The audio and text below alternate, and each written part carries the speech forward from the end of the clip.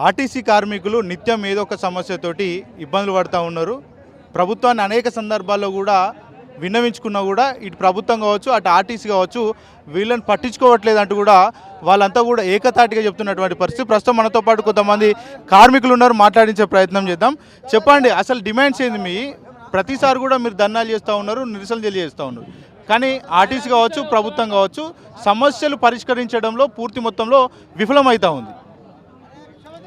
ముందుగా ఈనాటి జేఏసీ మహాధర్నా కార్యక్రమానికి విచ్చేసినటువంటి మా తోటి కార్మికులకు మరి ఇతర సిబ్బందికి ఆర్టీసీ రాష్ట్ర నాయకులకు అందరికీ అభినందనలు తెలుపుకుంటూ మేము గత 10 సంవత్సరాల నుంచి కూడా ఒకటే డిమాండ్తో ఉన్నాం. అది పక్క రాష్ట్రం ఆంధ్రప్రదేశ్లో తిరిగినటువంటి ఆర్టీసీ విలీనం అనేది మాకు కూడా ఇక్కడ తెలంగాణలో ఆర్టీసీని ప్రభుత్వం విలీనం చేయాలని గత 10 సంవత్సరాల నుంచి కొట్లాడుతూనే ఉన్నాం. గత పాలకులు మమ్మల్ని పట్టించుకోలేదు, కనీసం పట్టించుకోలేదు. కాబట్టి ఈసారి అయినా సరే మనం ఓట్లేసి గెలిపించి ఈ కాంగ్రెస్ ప్రభుత్వాన్ని గెలిపించినందుకు కూడా వారు కృతజ్ఞత చూపించి మమ్మల్ని మా ఆర్టీసీని గవర్నమెంట్లు విలీనం చేస్తారని, మరియు గత పాలకులు ఏం చేశారంటే మాకు యూనియన్ లేకుండా చేశారు. ఆ యూనియన్ని మళ్ళా పునరుద్ధరించి మా కార్మికులు ఉండే బాధలను, మాకున్న ఈ పని భారాన్ని ఒత్తిడిని తగ్గించాలని, మరియు మాకు రావాల్సిన పిఆర్సీలు బకాయిలు, ఇప్పుడు ఒక ఆర్టీసీ కార్మికుడు రిటైర్మెంట్ అయిపోతే బస్ భవన్ చుట్టూ ఆఫీస్ చుట్టూ వానికి రావాల్సిన డబ్బులు ఇవ్వకుండా తిప్పుతున్నారు. కాబట్టి మాకు రావాల్సిన బకాయిలు కానీ మాకు రావాల్సిన పిఆర్సీలు కానీ కావాలని డిమాండ్ పెడుతూ, ముఖ్యంగా మాకు 3 డిమాండ్లు ఉన్నాయి. ఒకటి, ఆర్టీసీని ప్రభుత్వం విలీనం చేయాలి. రెండోది, యూనియన్లు మాకు ఇవ్వాలి. మూడోది, మాకు రావాల్సిన బకాయిలు ఇవ్వాలి. ఈ 3 ప్రధానమైన డిమాండ్లతోనే ఈరోజు రాష్ట్ర వ్యాప్తంగా జేఏసీ నాయకులు అన్ని యూనియన్లు ఒక తాటిపైకి వచ్చి ఈరోజు ఇక్కడ ధర్నా కార్యక్రమం చేపట్టడం జరిగింది. దీన్ని ఎంతో ఉత్సాహంతో రాష్ట్రాల నుంచి, వివిధ జిల్లాల నుంచి కూడా మన ఆర్టీసీ కార్మికులు తరలి వస్తున్నారు అనమాట. దీనికి ఇప్పటికైనా ప్రభుత్వం, రేవంత్ రెడ్డి సార్ గారు, ముఖ్యమంత్రి గారు అందరూ స్పందించి మమ్మల్ని ప్రభుత్వంలో విలీనం చేస్తారని, మాకు రావాల్సిన బకాయిలు ఇప్పిస్తారని, వెంటనే మాకు యూనియన్లు ఇవ్వాలి. యూనియన్లు లేకపోతే కార్మికులకు భారం, డిపోలంట చాలా పని భారం ఎక్కువ అవుతుంది, యాజమాన్య వేధింపులు ఎక్కువ అవుతున్నాయి. కాబట్టి ఆ ఒత్తిడిని తట్టుకోవాలంటే మాకు ఇమ్మీడియట్గా యూనియన్లు మాకు ఇవ్వాలి, ప్రభుత్వంలోనే విలీనం చేయాలి. అంటే ఎన్నికల్లోనే చాలా వరకు హామీలు ఇచ్చింది ప్రభుత్వం. మీకు సంబంధించి ఏదైతే పిఆర్సీ డిఎల్ పెండింగ్లు కావచ్చు, అట్లాంటి చాలా సమస్యల మీద కూడా హామీలు ఇచ్చింది. కానీ 2 ఏళ్ళ కాలం పూర్తి చేసుకుంది ప్రభుత్వం. మీ సమస్యలు ఎందుకు పరిష్కరించట్లేదు? అయితే ఎన్నో దఫాలుగా మా నాయకులు ఏం చేశారంటే మెమోరాండం తీసుకొని రవాణా మినిస్టర్ గారిని కానీ, లేకపోతే మంత్రులు కానీ, లేకుంటే సీఎం గారిని కానీ కలవడం జరిగింది. వాళ్ళ యొక్క ఆర్థిక పరిస్థితిని వివరించుకొని రేపు చేస్తాం, మాట్లాడతాం, సీఎం గారి దగ్గర ఉన్నాయా అని చెప్పడం, అట్లా కాలయాపన చేసుకుంటూ వచ్చారు. మేము కూడా ఈ 2 సంవత్సరాలు ఎంతో ఓపికతో చేస్తారన్న నమ్మకంతోనే ఉన్నాం. ఇంక 2 సంవత్సరాలు అయిపోయింది, జరిగిపోతుంది కాలం. కాబట్టి మరి మాలో కూడా ఓపిక అనేది నశించిపోతుంది. ఇప్పుడుండే ఈ పరిస్థితులు బట్టి ఆర్థిక భారం అనేది మా పైన, మాకు ఫ్యామిలీస్ ఉన్నాయి, పిల్లల చదువులు ఉన్నాయి, ఆర్థికంగా చాలా మేము ఇబ్బందులు పడుతున్నాం. కాబట్టి మొదటి ప్రయత్నంగా చివరి ప్రయత్నంగా మేము ఏం చేయాలంటే మేము రోడ్డున పడాల్సిన పరిస్థితి ఏర్పడింది. కాబట్టి ఇప్పటికైనా కళ్ళు తెరిచి మహాలక్ష్మి పథకంతో ఆర్టీసీ లాభాల్లోకి వెళ్ళినట్టు కూడా మంత్రులు కావచ్చు, ముఖ్యమంత్రి రేవంత్ రెడ్డి కూడా చెప్తా ఉన్నారు. మీరేమో మీకు సంబంధించినటువంటి బకాయిలు ఇవ్వట్లేదంటే మీరు వాదన చేస్తూ ఉన్నారు. ఎట్లా చూడొచ్చు అంటారు? మరి అట్లా అన్నప్పుడు ఆర్టీసీ లాభాల్లో ఉన్నప్పుడు మరి మాకు రావాల్సిన బకాయిలు కానీ, లేకుంటే మాకు రావాల్సిన పిఆర్సీలు కానీ మరి మాకు ఇవ్వాలి కదా. మరి మాకు ఇవ్వట్లేదు ఎందుకని అడిగితే డబ్బులు లేవు అంటారు. మరి డబ్బులు లేవంటే మరి ఆర్టీసీ లాభాలు ఎట్లున్నట్టు అంటే దీని అర్థమైంది ప్రభుత్వం మరి ఇవ్వనట్లే కదా. కాబట్టి అంటే నెలకి దాదాపు ఒక మహాలక్ష్మి పథకం ద్వారా 350 కోట్లు ఇవ్వాలి గవర్నమెంట్. అది మాకు ప్రతి నెల మాకు చెల్లిస్తే మాకు ఈ పిఆర్సీలు మాకు ఇస్తారు, మాకు బకాయిలు వస్తాయి, పీఎఫ్లు వస్తాయి, సిసిఎస్లు వస్తాయి, అన్నీ మాకు వస్తాయి. అంటే దీనికి అందరికీ కారణం ఏంటంటే డబ్బులు లేవు అని చెప్తున్నారు, ఒకటే కారణం.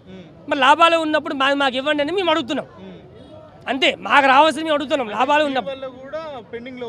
మరి దీని అర్థం అదే కదండి, లాభాల్లో ఆర్టీసీ లాభాల్లో ఉందంటే మరి మాకు రావాల్సింది మాకు ఇవ్వాలి కదా, అది ఇస్తలేదంటే మనం అర్థం చేసుకోవాల్సింది. కాబట్టి మా పోరాటం ఏంటంటే మేమేదో గవర్నమెంట్ మీద కానీ లేకుంటే సీఎం గారి మీద కానీ లేకుంటే యాజమాన్యం మీదకి మా ఒత్తిడి కాదు. అయ్యా మాకు రావాల్సినవి మేము దాచుకున్న డబ్బులు లేకుంటే మాకు రావాల్సినవి మేము అడుగుతున్నాం, అంతే. చాలామంది చెప్తా ఉన్నారు పని భారం ఎక్కువ అవుతా ఉంది, పని ఒత్తిడి పెరుగుతూ ఉంది, వేధింపులు ఉన్నాయంటూ కూడా చాలామంది చెప్తా ఉన్నారు. నిజంగా అలాంటి పరిస్థితులు ఉన్నాయా? ఉన్నాయి, లేవని ఏం లేదు. ఇప్పుడే కాదు, గత 10 సంవత్సరాల నుంచి మాకు పని ఒత్తిడి బాగా పెరిగింది.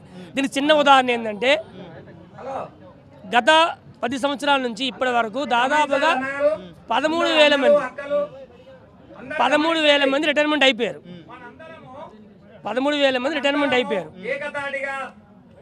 ఆ 13,000 మంది యొక్క పనిని 13,000 మంది యొక్క పనిని ఇప్పుడున్న మా పైన పడింది భారం. అది అంటే వాళ్ళ డ్యూటీలు కూడా మేమే చేస్తున్నాం, ఒక రిక్రూట్మెంట్ లేదు. కొత్తగా అవుట్ సోర్సింగ్ వాళ్ళు తెచ్చారు. అవుట్ సోర్సింగ్ వాళ్ళకి బాధ్యత ఎక్కడ ఉంటుంది, వాళ్ళు ఏం చేస్తారు? ఇప్పుడు మహాలక్ష్మి పథకం వచ్చింది. సో గౌరవనీయులు రేవంత్ రెడ్డి సార్ గారు మంచి మహాలక్ష్మి పథకం మంచిది పెట్టారు, బాగానే ఉంది. దానివల్ల కండక్టర్ డ్రైవర్ చాలా ఇబ్బందులు పడుతున్నారు. ఇప్పుడు ఒక టికెట్ వస్తుంది, ఒక బస్సులో 60 మంది ఎక్కాల్సి ఉంది. 60 మంది బదులు 150 మంది ఎక్కుతున్నారు. 150 మంది ఎక్కుతున్న లోడ్ ఎక్కువ అవుతుంది, టికెట్స్ కండక్టర్ ఇవ్వలేకపోతున్నాడు. ఈ అడవులు ఏమవుతుందంటే జీరో టికెట్ బదులు అంటే పైసలు ఇచ్చిన టికెట్ జీరో టికెట్ ఇష్యూ అవుతుంది. ఆ తొందరలో ఆ జీరో టికెట్ ఇచ్చినందుకు కండక్టర్ని సస్పెండ్ చేస్తారు, రిమూవల్ చేస్తారు. ఇట్లాంటి కేసులు మాకు చాలా వచ్చినాయి. చిన్న టెక్నికల్ ఇష్యూస్ కదా, వాటికే రిమూవల్ చేస్తూ ఉంటారు, చేస్తున్నారు. మేము అదే కోరుతున్నాం. సో మహాలక్ష్మి పథకం ద్వారా వచ్చే కేసుల్ని మాకు దాన్ని చూడొద్దు, దాన్ని ఏం చేయాలి, విడిచిపెట్టేయాలి.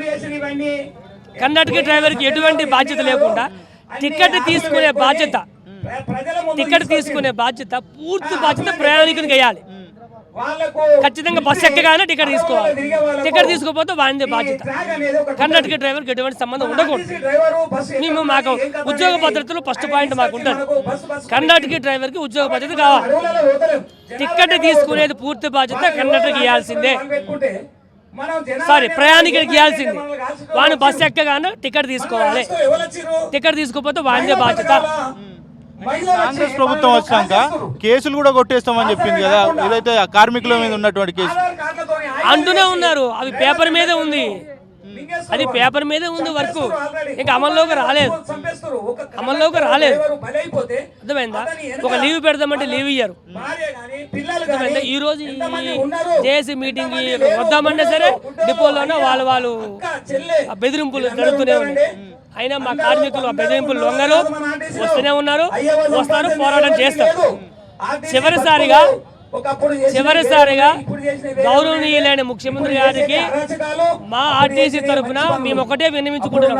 అయ్యా ఇప్పటికైనా స్పందించి మా బాధలను అర్థం చేసుకుని మీరు ప్రవేశపెట్టినటువంటి మహాలక్ష్మి పథకాన్ని గవర్నమెంట్కి ఎటువంటి చెడ్డ పేరు లేకుండా మా ఆర్టీసీ కార్మికులు మేము ఎంతో కష్టపడి ఆ పథకాన్ని నిర్వర్తిస్తూ వచ్చినాం.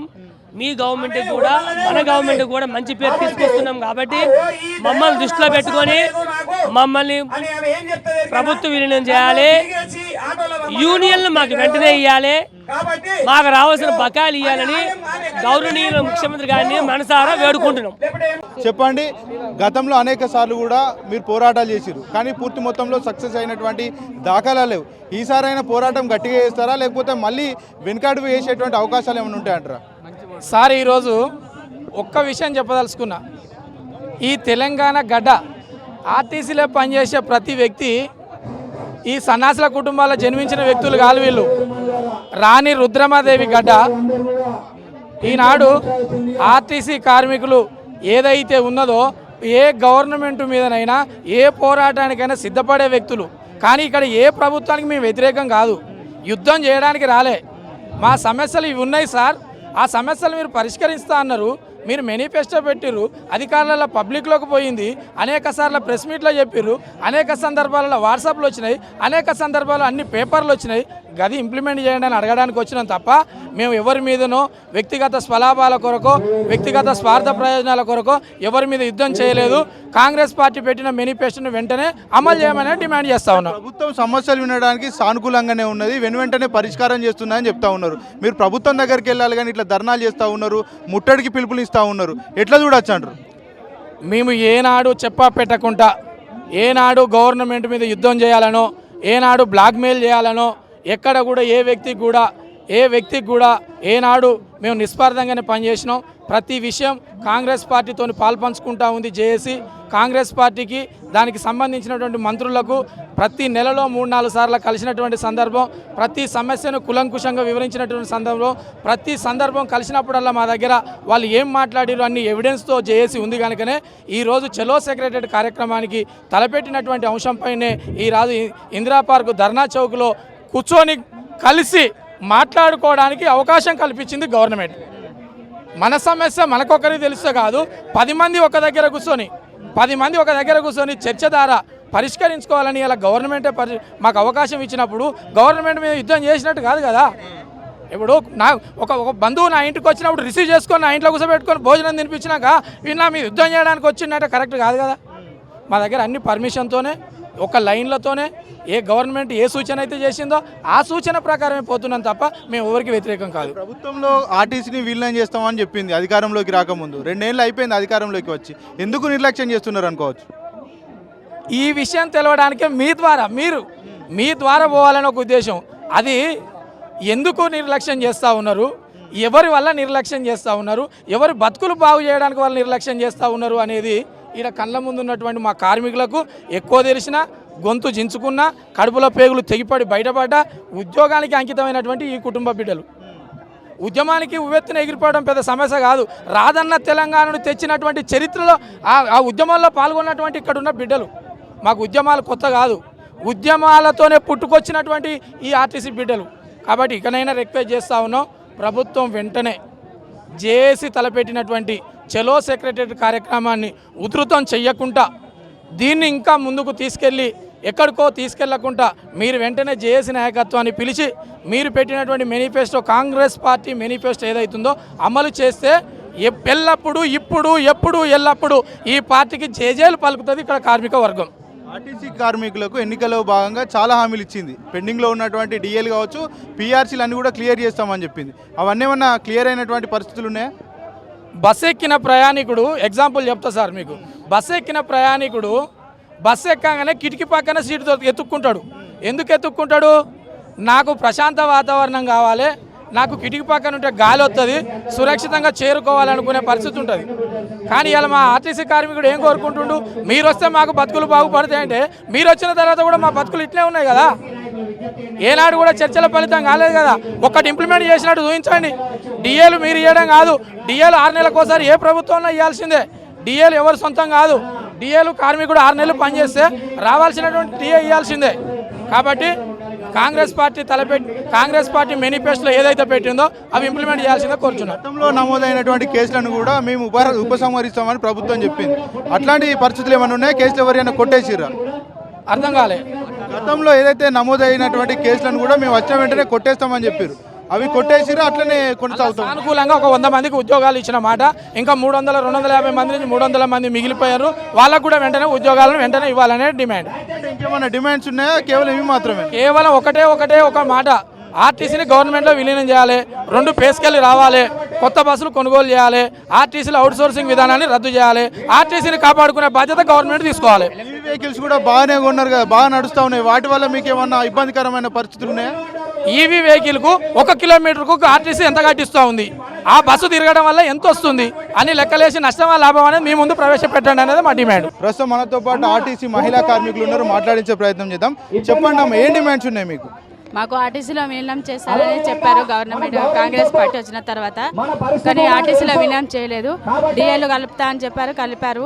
అవి గవర్నమెంట్ అయినా ఇవ్వాల్సిందే, ఇచ్చారు. కానీ మహిళా టికెట్ వల్ల మేము చాలా ఇబ్బందులు పడుతున్నాము. ఏ టికెట్ అయినా ఇస్తే 0 టికెట్ ఇస్తున్నాము, ఇంట్లో నుంచి ఇస్తున్నారని చాలా ఇబ్బంది పెడుతున్నారు ప్రయాణికులను. అసలు చెప్పుకోలేకపోతున్నాము. ఆర్టీసీలో చిన్న చిన్న విషయాలకి కంప్లైంట్స్ రావడం, డిపో నుంచి సస్పెండ్ చేయడం అలాంటివి జరుగుతున్నాయి. చాలా ఇబ్బందులు ఎదుర్కొంటున్నాము ఆర్టీసీలో. ఇబ్బంది పడతా ఉన్నారు. ఏమి ఇబ్బంది అసలు? ప్రాబ్లం ఏంది? మెయిన్ ప్రాబ్లం టికెట్ ఇయ్యగానే వాళ్ళు 0 టికెట్ ఇస్తున్నాము, ఇచ్చినా కానీ వాళ్ళు మీ ఇంట్లో నుంచి ఇస్తున్నారా అని అందరూ అగ్రిమెంట్ చేయడము, డిపోకి కంప్లైంట్ చేయడము, చిన్న చిన్న విషయాల్లో కూడా కంప్లైంట్ చేసి అసలు కేసులు రాయడము ఇలాంటివి చాలా చేస్తున్నారు సార్. ఈ రకంగా వివరిస్తా ఉన్నది ఆర్టీసీ. ఏమో సార్ ఎందుకు ఈ విధంగా విధిస్తున్నారో మాకు తెలియడం లేదు సార్. సాలరీస్ అన్న కరెక్ట్ టైంకి వస్తున్నాయి. సాలరీస్ కరెక్ట్ టైంకి వస్తాయి, కానీ ఆర్టీసీ మహిళగా టికెట్లు పెడితే వాళ్ళు ఇష్టం వచ్చినట్టు బిహేవ్ చేయడము, ఒక డిసిప్లిన్ అనేది లేదు. ఇష్టం వచ్చినట్టు ఎక్కడము దిగడము, మేము అడగగానే వాళ్ళు మా మీద రెస్పాండ్ అయి తిట్టడము అలాంటివి జరుగుతున్నాయి. ఎవరు తిడుతున్నారు మిమ్మల్ని? ప్యాసింజర్లు చాలా మహిళా కండక్టర్లు కానీ జెంట్స్ కండక్టర్లు, మహిళా కండక్టర్లు అయితే మొత్తం ఇదిగానే అయిపోయారు. మొత్తం అసలు వాళ్ళకి రెస్పెక్ట్ అనేది లేదు. మీ ఇంట్లో నుంచి ఇస్తున్నారా ఇదే మాట అంటున్నారు. అప్డేట్ చేసుకోమని మేము ఆధార్ కార్డు అప్డేట్ అడిగినాం అనుకో, మేము చేసుకుంటాం ఎప్పుడన్నా. దాన్ని బట్టి వాళ్ళు కేసులు రాయడము, చిన్న చిన్న విషయాలకు మేము వీడియో చేసి పోలీస్ స్టేషన్లో పోవడము, వాళ్ళు సీట్లు ఇవ్వకపోవడం, చాలా గొడవలు జరుగుతున్నాయి. ఈ మహిళా టికెట్ వల్ల చాలా ఇబ్బందులు ఎదుర్కొంటున్నాం సార్. మేము చెప్పినా కానీ వాళ్ళు ఏం పట్టించుకోరు సార్. వాళ్ళు ఏం పట్టించుకోరు, మీదే తప్పు అన్నట్టు మాట్లాడతారు, ఏమి పట్టించుకోరు. చిన్న చిన్న విషయానికి సస్పెండ్ చేయడం జరుగుతున్నది, అక్కడ పోయి నిలబడాల్సి వస్తున్నది. చిన్న దానికని ఫోన్ చేసి చెప్పగానే వాళ్ళు కంప్లైంట్ రాసుకోవడం, సస్పెండ్ చేయడం, మమ్మల్ని పిలిపియడం. మేము ఏందమ్మా టికెట్ అని అర్థం. వాళ్ళు ఇయర్ ఫోన్స్ పెట్టుకొని మాట్లాడతారు, బస్ ఎక్కుతారు, మాట్లాడతారు. వాళ్ళు అమ్మ టికెట్ చెప్పమ్మా టికెట్ చెప్పమ్మా అని నేను 3 సార్లు అడిగినా సార్ ఒక అమ్మాయిని. ఆమె పోయి డిపోకి కంప్లైంట్ చేసి చెప్పి సార్ నేను రోజు డబల్ డ్యూటీ చేస్తాను, నాకు ఇంకా ముందు ఎవరు లేరు. చాలా ఆలోచించి ఈ డ్యూటీ ఒకటే ఉంది. ఆమె పోయి కంప్లైంట్ చేయగానే ఆ సార్ నాకు ఫోన్ చేసి ఏమైందమ్మా ఏమైనా ఉంటే ఆమె ఎయిర్పోర్ట్స్ పెట్టుకుని సార్ నేను 3 సార్లు పిలిచిన, అమ్మ టికెట్ అని పిలిచిన, ఆమె అసలు పట్టించుకోలేదు. అంటే దీంట్లో నుండి ఇస్తున్నావా అని అంటారు నన్ను. అంటే మీ బాబు ఇస్తలేడు, నువ్వు ఇస్తలేవు కదమ్మా, నేను టికెట్ అని అడిగినదంటే నువ్వు ఆధార్ కార్డు తీసేదా కాగాలమ్మా, ఏం చేస్తున్నావు అన్న నా మీద నేను చేసి డిపో కంప్లైంట్ చేసింది. వాళ్ళేమో అధికారులు నాకు ఫోన్ చేస్తే అమ్మ నేను ఇట్లా అయింది తప్పైంది నేను కాలు మొక్తా అంటే అప్పుడు ఆమె మళ్ళీ ఫోన్ చేసి రెస్పాండ్ అయింది. చాలా విషయాలు ఎదుర్కొంటున్నాం సార్. రిమూవ్ చేస్తున్నారు, సస్పెండ్ చేస్తున్నారు, పిలిచి అడగడము అట్లాంటివన్నీ చేస్తున్నారు. చాలా ఇబ్బందులు ఎదుర్కొంటున్నాం ఆర్టీసీలో. చెప్తున్నాము ఏమన్నారు అంతే వదిలేసేయాలి, పట్టించుకోవాలి, అన్నదే తప్పన్నట్టు వదిలేసుకోవాలి. ప్రభుత్వాన్ని ఏం కలవడానికి లేదు కదా, ఏం లేదు. మహిళా టికెట్ నీ డ్యూటీ అంతే, అది వాళ్ళు ఫ్రీ పెట్టడం వాళ్ళ బాధ్యత అయిపోయింది. పని ఒత్తిడి ఉన్నది, పని ఒత్తిడి ఎందుకు కూడా మహిళా టికెట్లు ఎక్కడము దిగడం, 0 టికెట్ కలెక్షన్ తీసుకురావాలి. అసలు మేము అన్నం కూడా తినము, టైంకి తిప్పాలి, పైసలు కలెక్షన్ తేవాలంటే ఏడా చేస్తారు. ఫుల్ బస్సు రష్ అవుతుంది, మహిళలు ఎక్కుతూనే ఉంటారు, దిగుతూనే ఉంటారు. 1500 రాదు, పొద్దు నుంచి ఎక్కినామంటే పైసలు తీసుకురారని టార్చర్ పెడతానే ఉంటారు. మాకు కలెక్షన్ రావట్లేదు అని చెప్పి మళ్ళీ టార్చర్ పెడుతున్నారు మమ్మల్ని. కలెక్షన్ రాలి పొద్దునే ఎక్కుతాము, జెంట్స్ సీట్లు లేక కూర్చోవడం లేదు, అందరు లేడీస్ ఎక్కుతున్నారు, మొత్తం ఫుల్ అయిపోతుంది బస్సు. వాళ్ళు ఎవరు ఎక్కరు నిలబడడు. మళ్ళీ డిపోకి పోగానే కలెక్షన్ ఏదమ్మా అని అడిగి మమ్మల్ని టార్చర్ పెట్టి బుక్లో రాపిస్తారు. ఎంత తెచ్చినామమ్మా, ఈపీకి ఎంత ఉంది బస్సుది ఆపుకోవాలమ్మా అని చెప్తారు. మేము అన్నం తినకుండా ఏం చేయకుండా కలెక్షన్ అని వీళ్ళని పిలిచి ఎక్కిస్తున్నాం. లేడీస్ నిండితే మేమేం చేస్తాము, లేడీస్ మహిళా టికెట్ ఫ్రీ పెట్టిరు, మళ్ళీ కలెక్షన్ తేవాలని ఇబ్బంది పెడుతున్నారు. ఎవరు పట్టించుకోవట్లేదు, ఏం చేస్తాం, ఎవరు పట్టించుకోవట్లేదు. రేవంత్ రెడ్డి పెట్టిండు మహిళా టికెట్ భరించాలి నీ డ్యూటీ అంటారు, అంతే. ఎవరు పట్టించుకుంటారు? చేస్తున్నాం, రోజు డబల్ డ్యూటీ చేస్తాము. అవుట్ సోర్సింగ్ ఉద్యోగాలను తెచ్చిపెట్టిరు, ఎలక్ట్రికల్ బస్సులు తెచ్చిపెట్టిరు, అన్నీ చేస్తున్నారు వాళ్ళు. మేము మా దాంట్లో డ్రైవర్ లేరు. మాకు ఇచ్చినది ఆర్టీసీని విలీనం చేయాలి, మహిళా టికెట్లను కూడా తీసేయండి. మమ్మల్ని ఈ టార్చర్ భరించలేము. కలెక్షన్ అని ఫ్రీ బస్సు పెట్టి కలెక్షన్ తెమ్మంటే ఎక్కడి నుంచి తెస్తాము? అందరినీ తీసుకురాని పిలుస్తూనే ఉంటాము. అప్పటికి ఫుల్గా ఉంటుంది, టైట్ ఫుల్ కలెక్షన్. ఇంక ఇబ్బంది ఉన్నా కానీ చేస్తాం కదా డ్యూటీ, అంతే.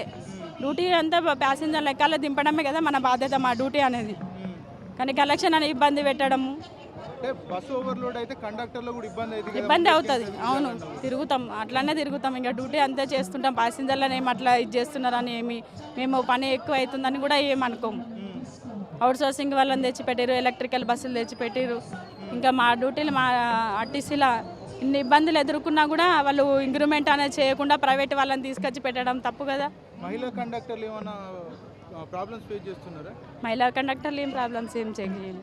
మా డ్యూటీ మేము చేసుకొని వెళ్ళిపోతాం, కానీ వాళ్ళే మమ్మల్ని కలెక్షన్ దేని ఫుల్ బస్సు ఉంటుంది, పైసలు తీసుకురాండి అంటే ఎక్కడి నుంచి తీసుకొస్తాం మేము?